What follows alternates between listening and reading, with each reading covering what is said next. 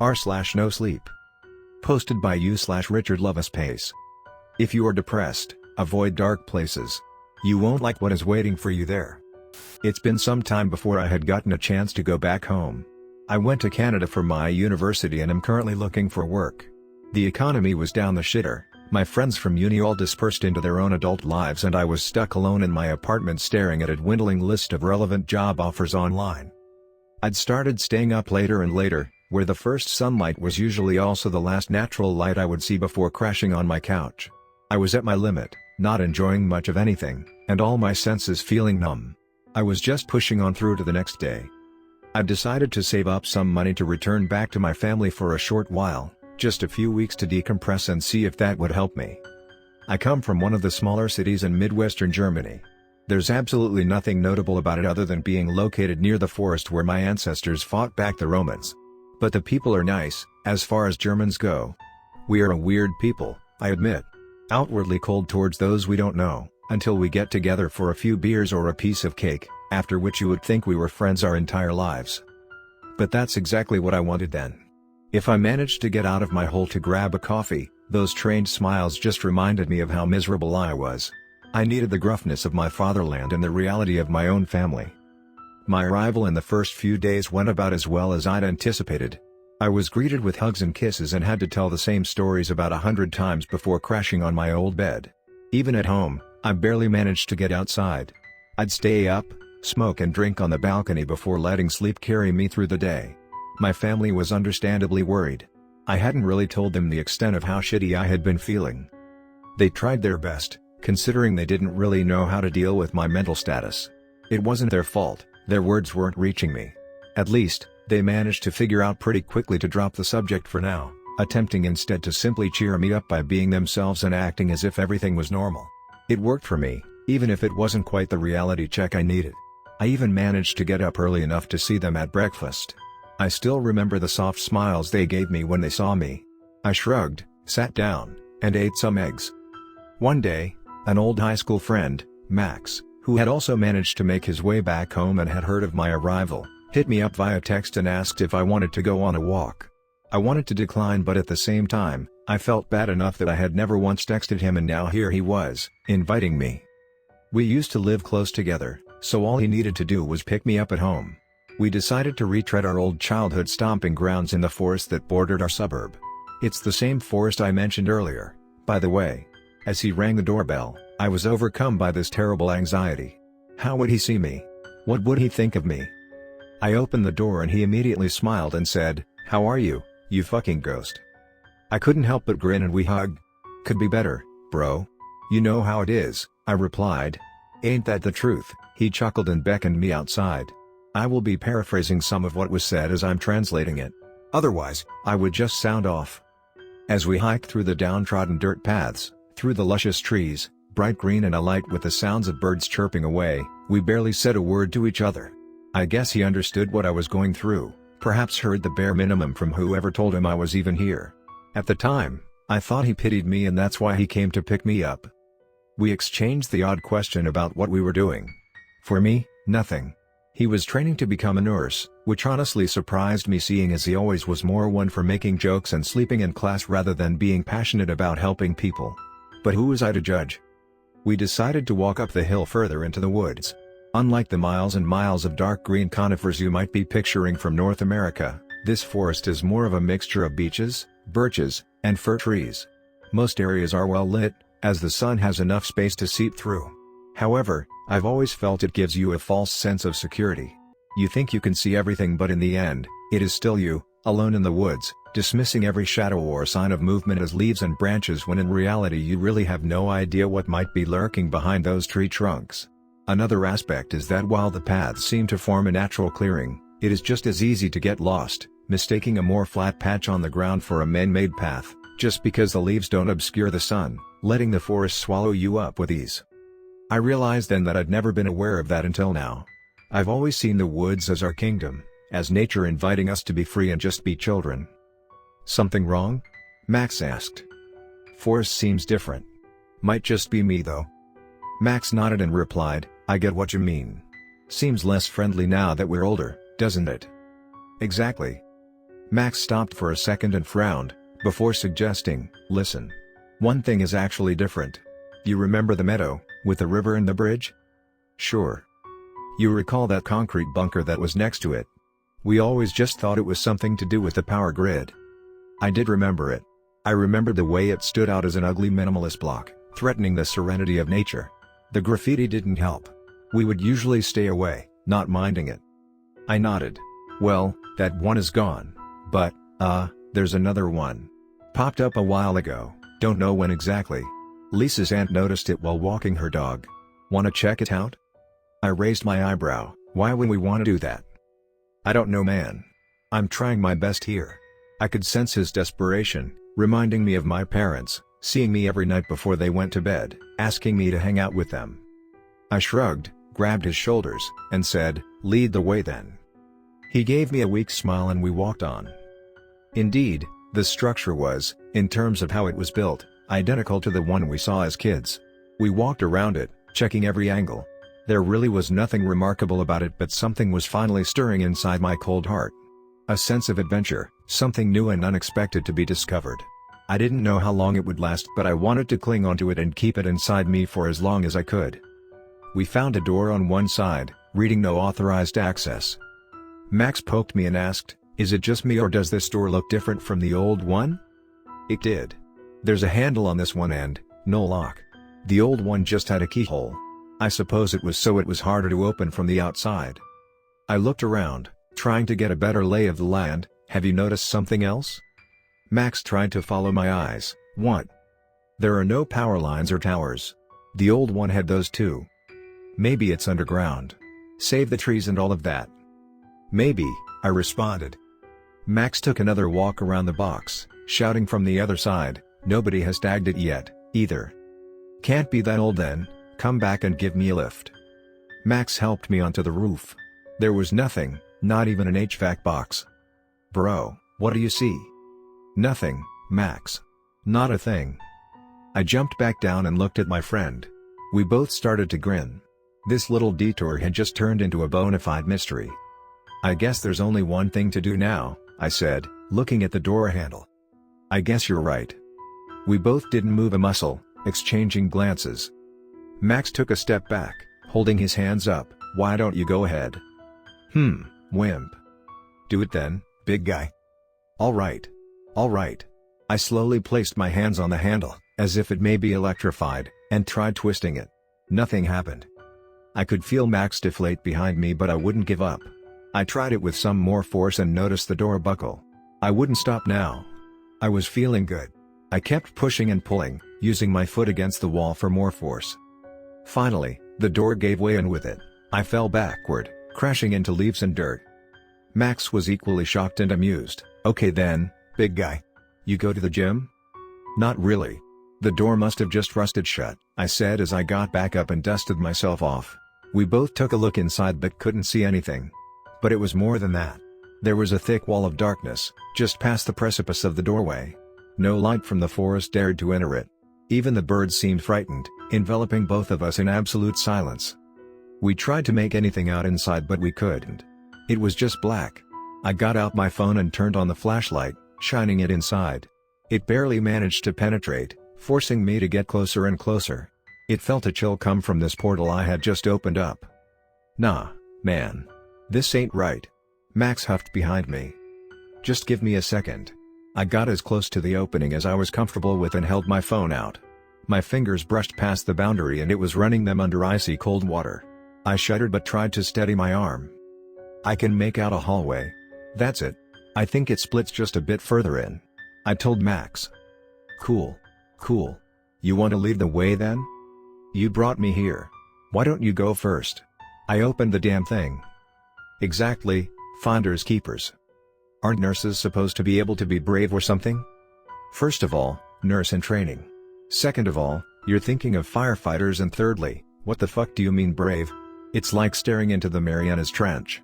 This doesn't seem natural. I mean, it's not. Somebody built it. Yeah. That somebody clearly doesn't want anybody to enter. I got agitated. He had brought me here, he agreed to open the door. Why did he want to ruin this for me? Isn't this what he wanted? Isn't this what everybody at home wants for me? To finally fucking act and not just waste away in my room? You can stand guard, I replied gruffly. Max put his hands in the air, took another look at me, and said, "You owe me a drink after this," before taking out his phone and turning the flashlight on. I felt my anger vanish and we proceeded inside. We were definitely not dressed warm enough. As soon as both of us passed through the doorway, we took one last look at the forest behind us. There was nobody there to save us. We were alone. Maybe I shouldn't make Max do this. He was right. Something was very wrong here. I could feel my heartbeat fastening and my confidence replaced with fear. Max took the first step forward and said, "At least the door won't suddenly close on us." "I suppose so," I replied, following after him, hyping myself up. I wanted this. I needed this, I kept thinking to myself. The first few meters were easy, as long as the light and escape were still clearly behind us. But we both felt it. There was a pressure here, and the further we went in, the more it told us to leave. We made it towards the end and indeed there was a split. "Which way, boss?" Max asked. I paused, shining my light in both directions. It looked to be more of the same. "Are you sure you want to do this?" I asked Max. Max gave me an agitated look and sighed. "You wanted this, right? And I don't abandon my friends." His words stung. I looked at my feet in embarrassment. "I'm sorry, I didn't text or call." I could make out his smile and he replied, slapping my back, "It's all right, bro. I get it. Gotta make up for lost time now at least."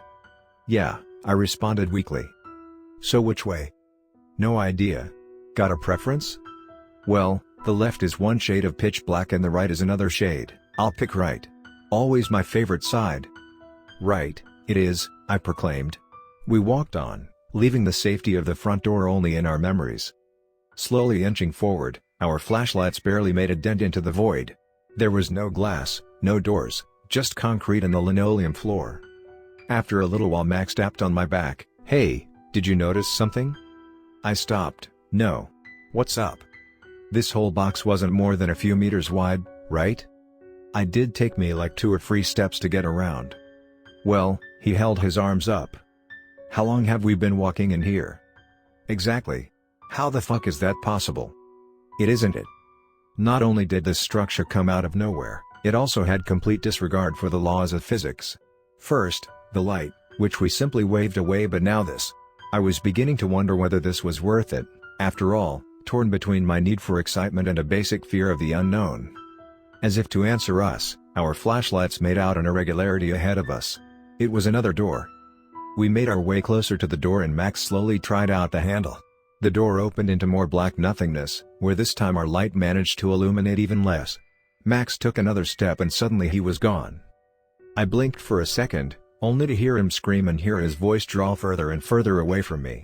Running towards the doorframe, I only caught a glimpse of a bright dot falling further and further into an abyss we both had failed to see. "Max? Max?"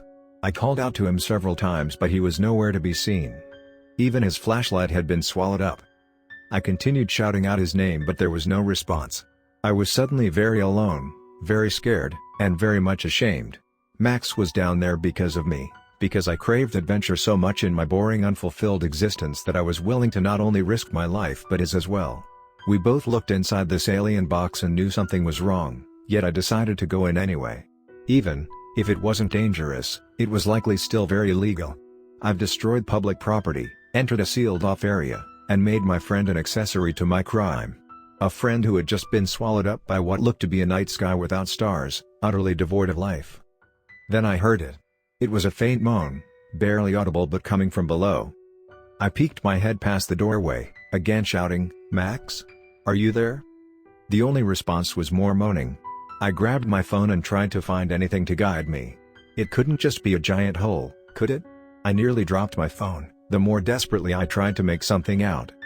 There was a little overhang, just past the doorway. I got on all fours and crawled forward, shining my flashlight around me. Max's moans didn't cease. "Don't worry, bro. I'm gonna come get you." I didn't really believe in the words I was saying. That wasn't until I noticed something in the overhang. Just to my left, it went down, but when I looked closely, I saw that the drop was only a few centimeters. I slithered to my left and tried to follow the small drop. Indeed, just past the first one followed another similar decrease. Steps. They were hard to make out, seeing as the floor was as black as its surroundings, but the texture was different. They didn't particularly leave a lot of room to actually stand on, explaining why Max had so easily stumbled past them into the opening. If I was careful enough, I could manage my way down. So, I stood up and took my first few steps deeper into the void, my flashlight as my only companion. Every move felt like a gamble. Would I reach the next step, stumble, or completely lose my balance and fall into the hole? I made damn sure to hug the wall, clearly grooved. It must have been a circle, and a massive one at that. While I couldn't make out the door where I came from, I noticed quickly that it took a lot longer to traverse this staircase than I'd imagined. One more step and suddenly, I fell. I either missed a step or there was none. Everything looked the same, like nothing. I almost felt weightless, like drifting through the cosmos. There was no sound and almost no draft of air resisting my falling body. If not for my apparent ability to breathe and scream, you could be fooled into thinking this whole structure was housing a dark vacuum, ready to swallow any outside life into its empty space. I screamed and screamed as I fell, but the longer I dropped, the less energy I had to scream. Flailing around in desperation, I tried to reach around me in the hopes of grasping a ledge, even if it would rip my arms out of their sockets. No luck. I just kept falling down that impossibly deep hole. All I kept thinking was, how could have Max survived the fall? Did I mistake his death screams echoing out as pain groans? But I would soon get my answer. Trying to think back to it, the fall must have taken about 5 minutes, more or less.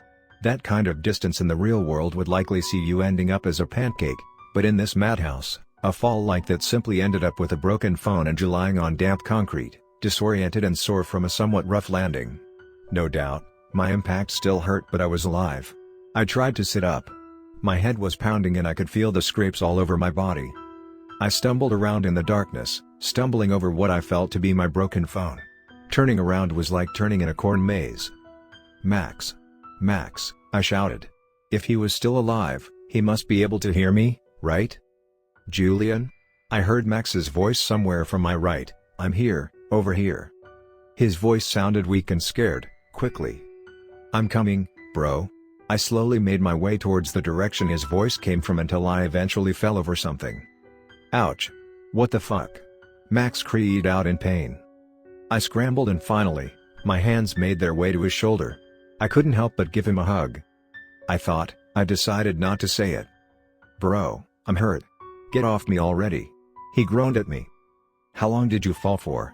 I asked, just to ascertain whether I was making something up. A few good minutes. Honestly don't know how I survived, but I landed on my fucking ankle. It's done for, Justin. Let me help you. I reached around him and helped him up. Now what? He asked. I couldn't see him. The darkness was too powerful, even more suffocating down here. But it felt good to hold him, know somebody was there. I tried to force a chuckle and said, original exit is not an option anymore. I don't know why, but I could feel Max staring daggers at me. He sighed and said, let's walk in one direction, find a wall, and walk around. Like in a maze. What? The best way to escape a maze is to pick a wall and stick to it, no matter what. Sooner or later, you will find an exit, I explained. Makes sense. Where did you hear that? Internet. Spent a lot of time there. I figured, he said almost wistfully. What does the internet say about impossible, fucking, black hellscapes? Don't go in. I fucking hate you, Max said. Something dropped in my stomach, that feeling of having disappointed someone you hold dearly. I asked, do you mean that? Max snorted and responded, depends on if we make it out of here, buddy. We walked and walked. Max's phone also broke, so we had to just commit to a direction and hope for the best. We kept going strong, but soon both our bodies became weary. We became thirsty and hungry, and our bruised selves were starting to slow down. Every moment we were hoping to just run into a wall and break our noses, shouting in pain and joy, but that stop never came. We barely said a word to each other, just holding out our arms around us. I was the first to break down, almost taking Max along with me on my way to my knees. I couldn't help but start sobbing.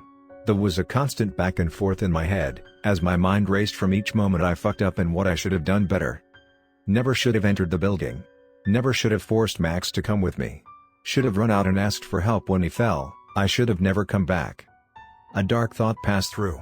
If I had died in Canada, my parents wouldn't have known of it for some time. staying blissfully ignorant and happy, thinking that their son was trying their best. If I were to disappear in these woods, in this hole, it wouldn't take them as long. Their devastation, sorrow, and grief would come much quicker.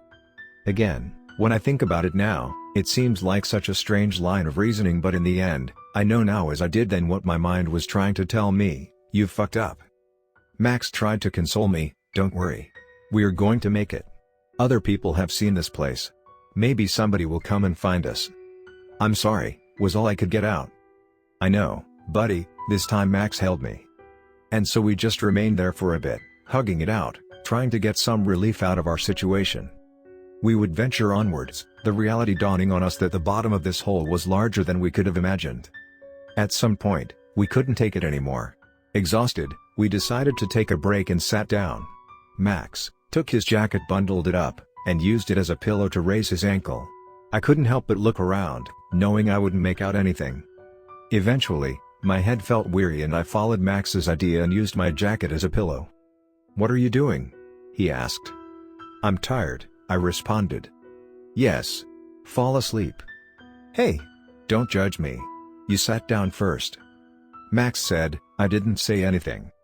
As if electrocuted, every hair on my body stood up and I became tense, my eyes staring wildly into the abyss above me. "What?" I asked. "I didn't say anything," Max answered. We both stood up, gripping our jackets and each other. "Just rest," a voice said again. It was close, somewhere around us. It sounded human and comforting, but upon hearing it again it was clear that it wasn't mine or Max's. We started turning in circles, on guard for anything to come out at us. Max whispered, "I say we run as fast as we can." "Got it." The voice appeared again. "Don't run, be with me." It sent a shudder down our spines. It was different this time.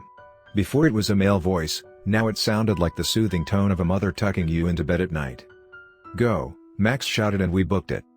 Admittedly, given our circumstances, we could have known it was pointless, but our need to survive took over. We ran as fast as we could, as fast as our tired legs allowed us. Max's ankle wasn't helping. Then there it was, in the distance, we saw a light. There was hope, and that propelled us to pick up the pace just a little. Arm in arm, we made our way towards the bright spot in the distance. I could hear Max's moans get increasingly more severe. He wouldn't be able to take much more. Then the light moved, ever so slightly. I stopped us in our tracks. "Shh," I said to Max. The light almost danced, left to right and up and down. We couldn't help but follow it. As it danced it became bigger and brighter. "Oh shit," Max whispered. We hunkered down, but we knew it was too late. It was moving towards us. "Oh shit, oh fuck, oh my fucking god," Max was losing it. I slapped his shoulder. "Get it together." With the light, a figure appeared in the darkness. It followed the light, almost floating towards us. We had to shield our eyes from the bobbing ball that illuminated us. We had been in the dark so long that it felt as if we were looking into the sun. The orb moved to be just above us, and the figure stopped about 2 or 3 meters from us, its back still covered in darkness. It looked like a woman, pale yet beautiful and naked. "Please stay," she said, "I'll make you comfortable." Max shouted, "Just let us leave. Please." The figure receded back into the darkness and reappeared behind us, now a man, just as pale and handsome. Max gripped me harder. I asked, "How many are you?" The man responded, "Only one, but I can be many." It looked at me and tilted its head. "Why did you come here?" "We just wanted to explore," I said. "You did. Your friend did not." My heart froze over, but Max tapped my shoulder. "I wouldn't just abandon my friend like that," he answered. The creature moved closer to Max. "I don't want you, you are no good to me anymore." Something came from the darkness and snatched Max. Even with the light, I couldn't make it out. A black mass entangled Max's legs and lifted him up. I managed to hold onto him and a tug of war began, all the while Max was screaming. It nearly got dragged with him, but after a while, he seemed to have been released and dropped back onto the floor. This time he hit his head and was knocked out cold. I checked on him, but apart from a pulse and shallow breathing, there was no response. "Curious," the man said, "the way you fight back. Maybe I misjudged you." It came closer again. I could hear a large mass dragging and a foul smell emanating from the man's direction. I had to cover my nose for a second. "What do you want from me?" I asked. "Your darkness. It gives me pleasure." What darkness? Why were you drawn to this place? Why wasn't your friend? I just wanted to explore, wanted to do something. Yes, but didn't this place strike you as unusual? I looked down. Yes. You embrace the darkness. Why? You seem to know why. There was a guttural sound, profoundly unsettling and unholy. It sounded like laughter. Once again, the figure vanished and appeared beside me, now a young woman, closer to my age. You want to stay here, don't you? Let the darkness around you match the one inside your mind. My hands became fists. What are you talking about? Do you really care where you are? The end would be just the same and just as welcomed. Your parents would be devastated either way. I twitched slightly. Did it know what I was thinking? I don't want to fucking die. I resisted. But you don't care if you do, it responded, and it was right. My body went limp and again there was that unnatural laughter. The girl took a deep breath and smiled. Ah yes, despair. Humans are full of it. Human? What are you? The figure smiled and the orb lowered to be just above my head. My eyes widened. As I followed it, I could see a long, thin stretch of skin elongate towards the figure, which was now raised up in the air, and in front of me were eyes, large, black, and too many to count, paired with one enormous row of sharp teeth. That was about as much as I could and wanted to make out. It spoke again, its maw unmoving and its voice a cacophony of seemingly thousands of different people speaking in unison. See me. I wanted to run but I knew it was futile. Besides, Max was still lying by my feet. I wouldn't just leave him with this monster. I couldn't help but my body began to shake and I was beginning to hyperventilate. Yes. The creature droned, all its eyes fixed on me.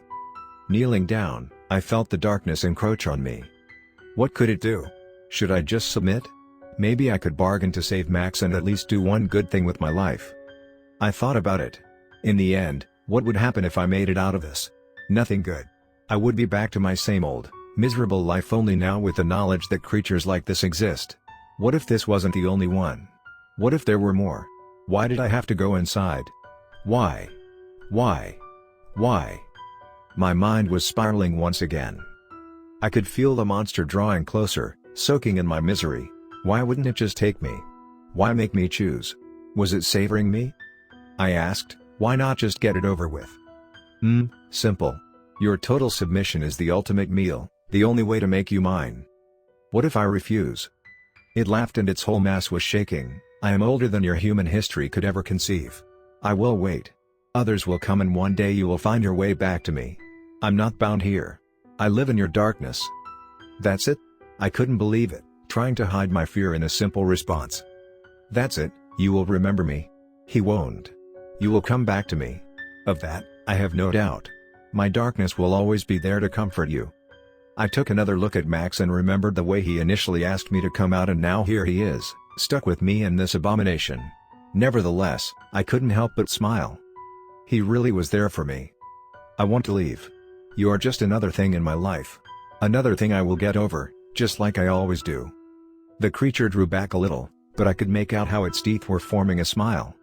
So be it said, and suddenly everything went dark.